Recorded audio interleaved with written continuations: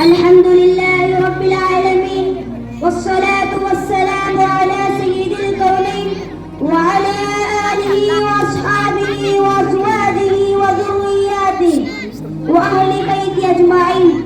أما بعد فأعوذ بالله من الشيطان الرجيم. بسم الله الرحمن الرحيم. لقد من الله على المؤمنين إذ بعث فيهم رسولا. صدق اللہ العظیم. یہ زمین روشن ہے آسمان روشن ہے، یہ زمین روشن ہے آسمان روشن ہے، بس نبی کی قدموں سے کل جہاں روشن ہے. یہ ثبوت کیا کم ہے حق کا اہل باطل کو، یہ ثبوت کیا کم ہے حق کا اہل باطل کو، شان کے بدن ایک نشان روشن ہے. دل کے اندھیروں سے مجھ کو خوف کیا وارث، دل کے اندھیروں سے مجھ کو خوف کیا وارث، ان کی کالی کملی کا سائبان روشن ہے. میرے واجب الاحترام دوستوں اور بزرگوں، جو آیت میں نے آپ کے سامنے پڑھی ہے اس کو غور کریے. قرآن ہم سے کیا کہتا ہے؟ ویسے تو سینکڑوں آیتیں ہیں، ہر آیت پر علیحدہ بات ہو سکتی ہے، لیکن یہ بات بڑی عجیب و غریب ہے. قرآن کہتا ہے لقد من اللہ علی المؤمنین اذ بعث فیہم رسولا. اس میں کوئی شک نہیں، اس میں کوئی شبہ نہیں کہ اللہ نے احسان جتلایا، اللہ نے احسان جتلائے. حضرت آدم علیہ السلام سے لے کر عیسیٰ علیہ السلام تک اللہ نے پیدا کیا، احسان نہیں جتلایا. لیکن وہ کون سی بات ہے جس پر ساری کائنات کا خدا احسان جتلاتا ہے؟ ہاں، وہ چیز بھی نرالی ہوگی، وہ بات بھی نرالی ہوگی، وہ تحفہ بھی نرالا ہوگا کہ کتنا بڑا خدا ساری کائنات کو بناتا ہے، احسان نہیں جتلاتا. انسانوں کو پیدا کیا، احسان نہیں جتلایا. پہاڑوں کو وسعت بخشی، احسان نہیں جتلایا. سمندر کو ہوش پیدا کیا، احسان نہیں جتلایا. آسمانوں کے ستاروں کو چمک دیا، احسان نہیں جتلایا. سورج اور چاند پیدا کیا، احسان نہیں جتلایا. نوح علیہ السلام کو طوفان سے بچایا، احسان نہیں جتلایا. ابراہیم علیہ السلام کو آگ سے بچایا، احسان نہیں جتلایا.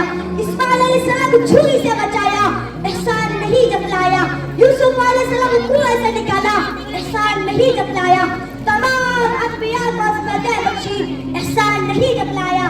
موسیٰ علیہ السلام کو تورات عطا کی، احسان نہیں جتلایا. داؤد علیہ السلام کو زبور عطا کی، احسان نہیں جتلایا.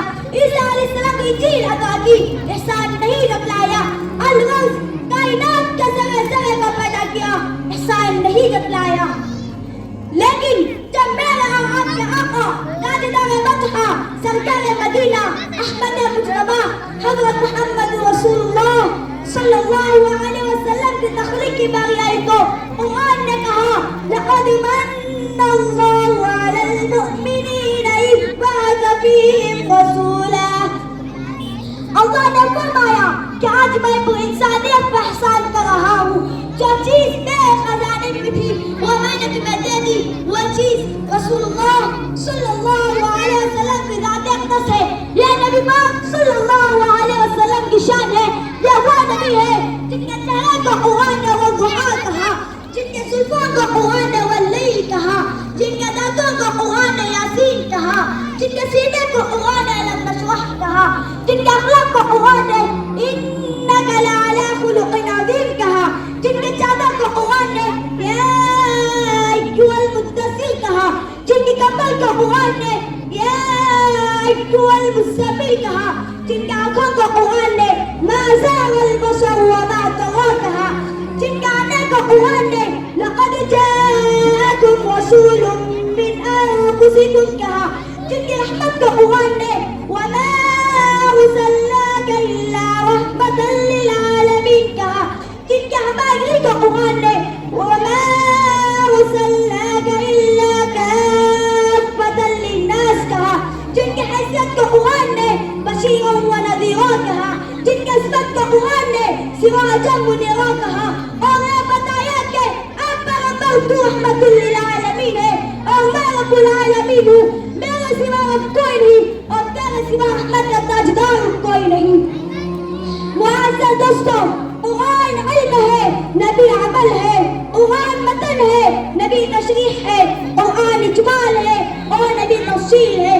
قرآن اللہ کا کلام ہے اور میرے اور آپ کے آقا تاجدار مدحہ سرکار مدینہ احمد مجتبی حضرت محمد رسول اللہ صلی اللہ علیہ وسلم چلتے پھرتے اللہ کا کلام ہے۔ قرآن بے مثال ہے اس لیے کہ اس پیغمبر اتارا وہ پیغمبر بھی بے مثال ہے۔ قرآن لا زوال ہے، جس نبی کا اتارا وہ بھی لا زوال ہے۔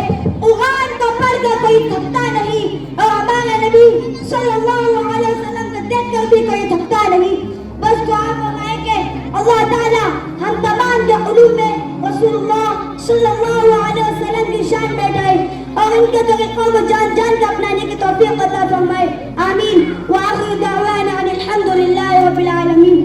السلام علیکم ورحمۃ اللہ وبرکاتہ۔